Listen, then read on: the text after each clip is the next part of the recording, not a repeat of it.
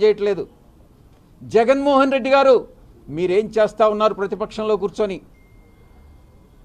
ఇక్కడ ఆంధ్ర రాష్ట్రంలో గతంలో ఎన్నడూ లేని విధంగా లవ్ జిహాద్ అన్నటువంటిది ఇక్కడికి తీసుకొచ్చి అది మనం ఎక్కడో విన్నాం, కేరళ రాష్ట్రంలో విన్నాం, లేకుంటే ఇంకొక రాష్ట్రంలో నార్త్ ఈస్ట్లో విన్నాం. ఎప్పుడు కూడా ఆంధ్ర రాష్ట్రంలో లవ్ జిహాద్ అన్నటువంటిది లేదు.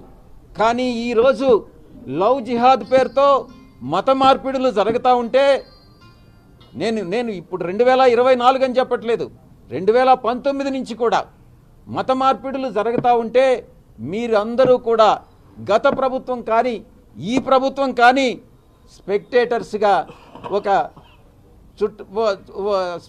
నిలబడిపోవాల్సినటువంటి పరిస్థితి ఎందుకు వస్తూ ఉంది? మీరు ఎందుకు ఈ రకంగా స్పెక్టేటర్స్గా మీరు నిలబడిపోతూ ఉన్నారు? నేను చంద్రబాబు గారిని ఒకటే అడుగుతా ఉన్నా, ఇంత జరిగిన తర్వాత కూడా సాదిక్ అక్కడ దొరికాడు. సాదిక్ విషయంలో ఎటువంటి లీనియన్స్ ఉండాల్సినటువంటి అవసరం లేదు. సాదిక్ చుట్టూ ఉన్నటువంటి 10 మంది కూడా ఆ యొక్క గ్రూప్ సభ్యులందరినీ కూడా పట్టుకోవాలి.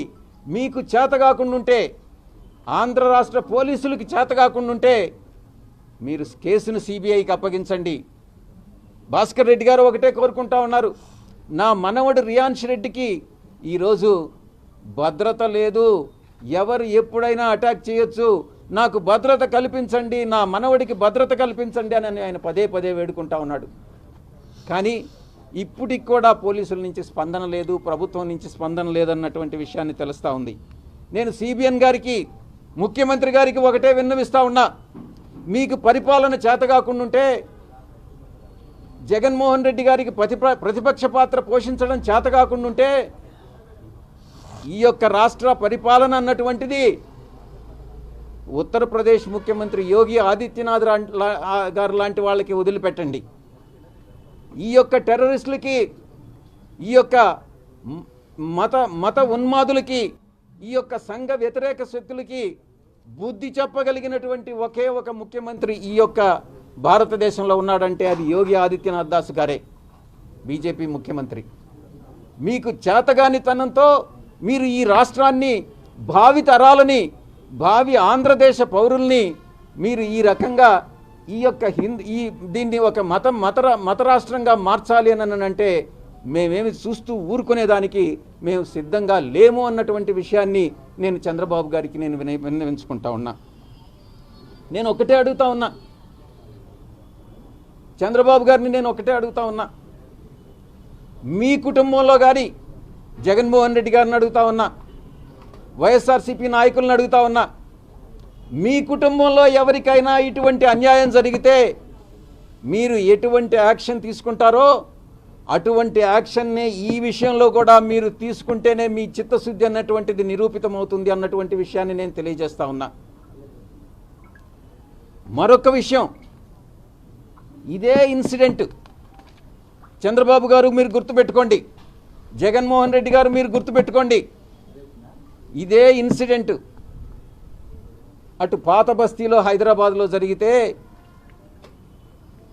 అదే పిల్లవాడు హిందూ అయ్యుండి ఆ అమ్మాయి ముస్లిం అయితే మీరు ఏ రకంగా స్పందిస్తారు?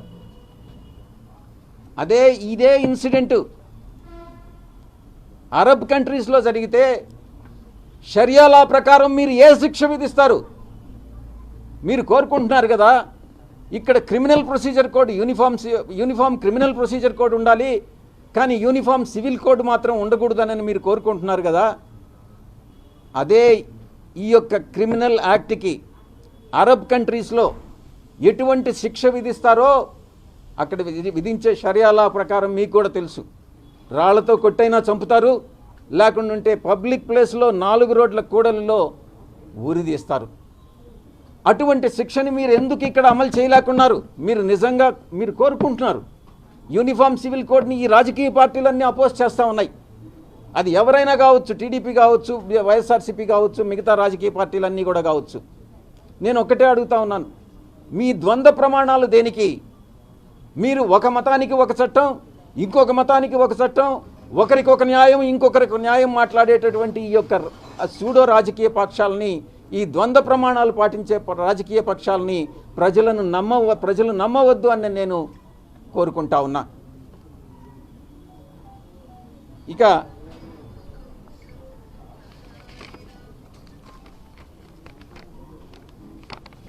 ఏపీలో, ఆంధ్రప్రదేశ్లో నేను ఒక్కటే ప్రజలకు విన్నవించుకుంటా ఉన్నా. ప్రతి కుటుంబం, నేను ఈరోజు ఉదయం ఒక ట్వీట్ పెట్టా.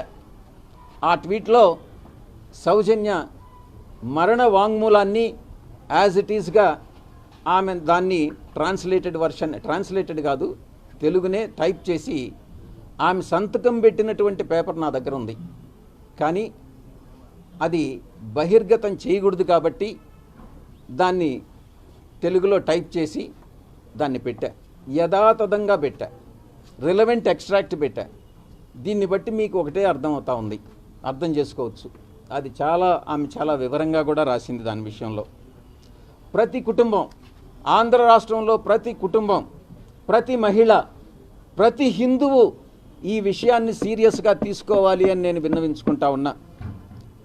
ముఖ్యంగా హిందూ వివాహిత స్త్రీలు కానీ, హిందూ బాలికలు కానీ ఈ యొక్క మతోన్మాదుల చేతిలో లవ్ జిహాద్ దీంట్లో పడిపోకూడదనని నేను అందరికీ కూడా విన్నవించుకుంటా ఉన్నా. హిందూ మతానికి చెందినటువంటి ప్రతి ఒక్కరు కూడా ఈ విషయంలో జాగరూకత వహించాలి అన్నటువంటిది నేను విజ్ఞప్తి చేస్తూ ఉన్నా. టీడీపీ నేతలు కానీ, వైఎస్ఆర్సీపీ ప్రతిపక్ష నేతలు కానీ వారి స్వార్థ ప్రయోజనాల కోసం నోరు విప్పట్లేదు. ఎందుకు విప్పట్లేదు అది కూడా చెప్తాను నేను.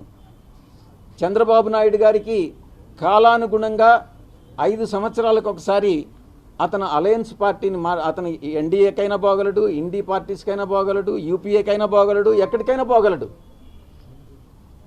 బీజేపీతో జతకట్టగలడు, కాంగ్రెస్తో జతకట్టగలడు. ఎందుకైనా మంచిది ఈరోజు యాక్షన్ తీసుకుంటే ఇటువంటి ఇన్సిడెంట్స్ మీద మనం కాంగ్రెస్కు దూరం అవుతామేమో, ఎందుకు దూరం కావాలి, మరి ఎప్పుడైనా మళ్ళీ 29లో కాంగ్రెస్ అవసరం రావచ్చు అన్నటువంటి విషయాన్ని దృష్టిలో పెట్టుకొని బాబు గారు ఎటువంటి యాక్షన్కి ముందుకు రావట్లేదు.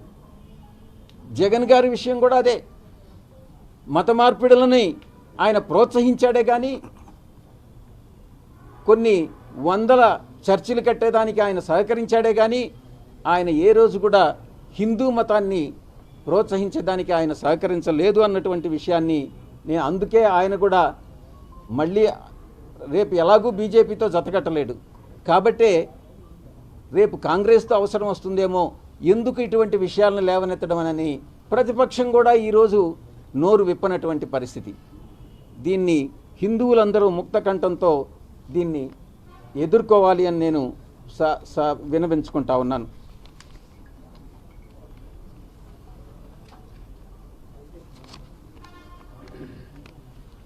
నేను మిగతా మతాలను నేను కించపరచట్లేదు. మిగతా మతాల పట్ల కూడా గౌరవంగానే అలాగని హిందూ మతాన్ని కించపరిచే విధంగా, హిందువులని బలవంతంగా కన్వర్ట్ చేసేటటువంటి ఏ విధమైనటువంటి చర్యలనైనా, లేకుంటే హిందూ సాంప్రదాయాల్ని భంగం కలిగించేటటువంటి ఏ చర్యలనైనా నేను అడ్డుకుంటాను. అది ఎవరైనా కూడా క్రిటిసైజ్ చేస్తాను అనని నేను అపోజ్ చేస్తానని నేను విన్నవించుకుంటా ఉన్నా. మరొక విషయం కూడా నేను ప్రస్తావిస్తున్నాను. మీరు అనుకోవచ్చు, ఎన్డీఏ భాగస్వామ్య పక్షాలైన ఇది కూటమి ప్రభుత్వం, కూటమి ప్రభుత్వంలో బీజేపీ కూడా భాగస్వామే. కేంద్రంలో ఉన్నటువంటి బీజేపీ సంఘ పరివార్ కానీ, ఆర్ఎస్ఎస్ కానీ, లేకుండా మిగతా బీజేపీ కానీ గట్టి చర్యలు తీసుకుంటా ఉంటే ఇటువంటి ఇన్సిడెంట్స్ పునరావృతం కాకుండా బీజేపీ కేంద్ర నాయకత్వం, సంఘ పరివార్ కేంద్ర నాయకత్వం అహర్నిశాలు పనిచేస్తూ ఉంటే రాష్ట్ర బీజేపీ యూనిట్ నిద్రపోతా ఉంది. ఎందుకు నిద్రపోతా ఉంది? మీ పదవులు కాపాడుకోవడం నిద్రపోతున్నారా? లేకుంటే వేరే ఇంకేదైనా ఎక్స్ట్రేనియస్ కన్సిడరేషన్స్ మీరు చంద్రబాబు నుంచి పొందుతున్నారా? ఎందుకు బీజేపీ రాష్ట్ర నాయకత్వం అంటే స్టేట్ లీడర్షిప్ దీన్ని స్పెక్టేటర్గా చూస్తూ ఉంది? దీనిలో మీ ఇంట్రెస్ట్ ఏంటి అన్నటువంటి విషయాన్ని నేను బీజేపీ స్టేట్ లీడర్షిప్ని క్వశ్చన్ చేస్తూ ఉన్నాను.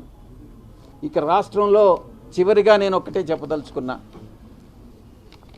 ఎవరికి ఏ అన్యాయం జరిగినా కూడా, ఎక్కడ ఏ అన్యాయం, ఇటువంటి అన్యాయాలు ఎక్కడ ఏం జరిగినా కూడా విజయసాయిరెడ్డి అనేటటువంటి వ్యక్తి ముందుంటాడు, ఈ అన్యాయాలని ఖండిస్తాడు, వీటి మీద ఉద్యమిస్తాము అన్నటువంటి విషయాన్ని ఈ సందర్భంగా నేను తెలియజేసుకుంటా ఉన్నా. మీరు ఒక ప్రశ్న అడగొచ్చు, గతంలో 2014 నుంచి 2024 వరకు మీరేం చేశారు అని నన్ను అడగొచ్చు. నేను కాదు ముఖ్యమంత్రి, నేను అధికారంలో లేను. అధికారం అంటూ వస్తే ఇటువంటి సాదిక్ లాంటి వాళ్ళకి యూపీలో ఏ ట్రీట్మెంట్ ఉంటుందో మా ప్రభుత్వంలో కూడా అదే ట్రీట్మెంట్ ఉంటుంది అన్నటువంటి విషయాన్ని నొక్కి నొక్కి ఒక్కాణిస్తూ ఉన్నాను. ఎటువంటి పరిస్థితుల్లో రౌడీజం కానీ, రేపులు కానీ, లేకుంటే ఇంకొక సంఘ వ్యతిరేక కార్యక్రమాలు ఏది కూడా సహించేది లేదు. నేను మళ్ళీ లాస్ట్గా చివరిగా చంద్రబాబు నాయుడు గారిని ఒకటే అడుగుతా ఉన్నా, మీకు 162 సీట్లు ఉన్నాయి 175 సీట్లకి, మూడింట 2 మెజారిటీ ఉంది, 2/3 మెజారిటీ ఉంది. మిగతా అన్ని రాష్ట్రాల్లో మాదిరిగా మీరు యాంటీ రిలీజియస్ కన్వర్షన్ బిల్ అనేటటువంటిది ఎందుకు తీసుకురావడం లేదు చంద్రబాబు గారు అని నేను క్వశ్చన్ చేస్తా ఉన్నా. మీకు చిత్తశుద్ధి ఉంటే, మీ కూటమి భాగస్వాములకి చిత్తశుద్ధి ఉంటే, ఇలా సాదిక్ లాంటి వాళ్ళు గ్రూపులు రాష్ట్రంలో ఎన్నున్నాయో తెలియదు. సాదిక్కే ఒక చిన్న ముఠాకి 10 మందికి నాయకుడైతే ఎన్ని ముఠాలు ఈ రాష్ట్రంలో పనిచేస్తున్నాయో తెలియనటువంటి ఈ పరిస్థితుల్లో మీరు యాంటీ కన్వర్షన్ బిల్లుని మీరు ఎందుకు చట్టం చేయట్లేదు? మీకు సపోర్ట్ ఉంది, మీకు ఎవరి సపోర్ట్ అవసరం లేదు. వైఎస్ఆర్ కాంగ్రెస్ పార్టీకి నామినల్గా ఒక 11 ఉన్నాయి, మీరు ఈజీగా ఈరోజు చట్టం చేయొచ్చు. ఎందుకు చేయట్లేదు? మీ ఇంట్రెస్ట్ ఒకటే, మీ ఇంట్రెస్ట్ మైనారిటీ ఓట్లు ఎక్కడ పోతాయో, మళ్ళీ 29లో నాకు తిరిగి అధికారం రావాలి, రాష్ట్రం ఎలా పోయినా పర్వాలేదు, రాష్ట్ర అభివృద్ధి జరగకుండా పర్వాలేదు, రాష్ట్ర ప్రజలు నాశనమైనా పర్వాలేదు, నేను మాత్రం అధికారంలో ఉండాలి అనుకునేటటువంటి వ్యక్తి చంద్రబాబు నాయుడు గారు. ఆయనకు తీసిపోని విధంగా ఈవెన్ జగన్మోహన్ రెడ్డి గారు కూడా ఈరోజు పనిచేస్తూ ఉన్నారు. వాళ్ళతో కుమ్మక్కైనటువంటిది ఈ యొక్క రాష్ట్ర బీజేపీ నాయకత్వం. కేంద్ర బీజేపీ నాయకత్వం చాలా చిత్తశుద్ధితో పనిచేస్తూ ఉంది. కాబట్టి ఈ విషయంలో నేను అటు డీజీపీ గారితో కానీ, ఇటు ఈ జిల్లాలో ఉండేటటువంటి పోలీస్ యంత్రాంగంతో కానీ నేను నా ఎఫర్ట్స్, నేను చేయగలిగినటువంటి ప్రతి ప్రయత్నము చేస్తాను. ఈ కుటుంబాన్ని ప్రొటెక్ట్ చేసేదానికి నేను ప్రయత్నిస్తాను. ఈ ఆస్తులన్నింటినీ ఏదైతే సాదిక్ లాక్కున్నాడో, కొన్ని కోట్ల రూపాయలు విలువైనటువంటి ఆస్తుల్ని తిరిగి తీసుకొచ్చేదానికి నా వంతు కృషి నేను చేస్తానని, చివరిగా రియాన్షికి సంబంధించి భవిష్యత్తులో విద్యకు సంబంధించి ఏ ఖర్చు అయినా కూడా మేము భరిస్తాము అన్నటువంటి విషయాన్ని భాస్కర్ రెడ్డి గారికి కూడా చెప్పడం జరిగింది. ఇది నిలబెట్టుకుంటామని అనేటటువంటి విషయంతో నేను ముగిస్తా ఉన్నాను. ఇప్పుడు రాజకీయ పార్టీ అన్నారు, ఇక్కడ ఇది సమయం కాదు. విజయవాడలో శ్రావణ మాసం 3వ వారంలో 4వ వారంలో కానీ, శ్రావణ మాసంలో శ్రావణ మాసం పాత్రికేయ మిత్రులతో ఈ విషయాన్ని పాలు పంచుకోవడం జరుగుతుంది. అంటే కేంద్రంలో బీజేపీ బాగా పనిచేస్తుంది, రాష్ట్రంలో చేయట్లేదు అంటారు. మీరేమన్నా కేంద్రంతో ఏమన్నా సంబంధం? నాకు ఆ అవసరం లేదు. నాకు రాష్ట్ర ప్రయోజనాలే ముఖ్యం.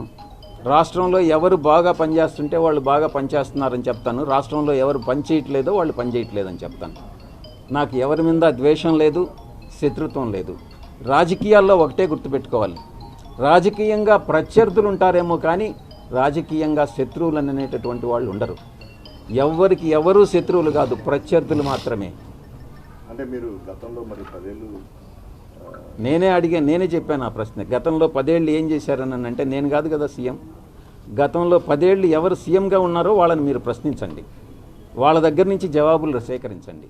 అంటే ప్రతిపక్ష పాత్ర అంటే నేను ఒక ఎంపీగా ఉన్నాను, ఇప్పుడు ఉండేటటువంటి ఎంపీలకు కూడా అదే రకంగా మిమ్మల్ని మీరు ప్రశ్నిస్తారా? ఎంపీలకు ఎంతవరకు పవర్ ఉంటుంది? ఎంపీ ఏం చేయగలడు రాష్ట్రంలో? బయట ప్రపంచానికి తెలిసేది వేరే, లోపల రీజనల్ పార్టీస్లో జరిగేటటువంటిది వేరే. అవన్నీ బయట చెప్పుకోలేం. చెప్పుకోలేక కుమిలి కుమిలి ఏడవాల్సి వస్తుంది. అది పరిస్థితి. అంటే ఇప్పుడు ప్రతిపక్ష పాత్ర కూడా జగన్ పోషించలేకపోతున్నారు. ప్రభుత్వాన్ని నడిపించలేనటువంటి అసమర్థ ముఖ్యమంత్రి చంద్రబాబు నాయుడు గారు, ప్రతిపక్ష పాత్ర పోషించలేని అసమర్థ ప్రతిపక్ష నాయకుడు జగన్మోహన్ రెడ్డి గారు. ఇంతకన్నా ఏం స్పష్టంగా చెప్పమంటారు? అంటే ప్రతిపక్ష హోదా లేదు కాబట్టి నేను ఎవరున్నారు ప్రతిపక్షంలో? ప్రతిపక్ష హోదా ఉందా లేదా అన్నటువంటిది కాదు ముఖ్యం. 11 మంది అయినా 5 మంది అయినా ఒక్కరైనా ప్రతిపక్షమే. ఆంధ్ర రాష్ట్ర అసెంబ్లీలో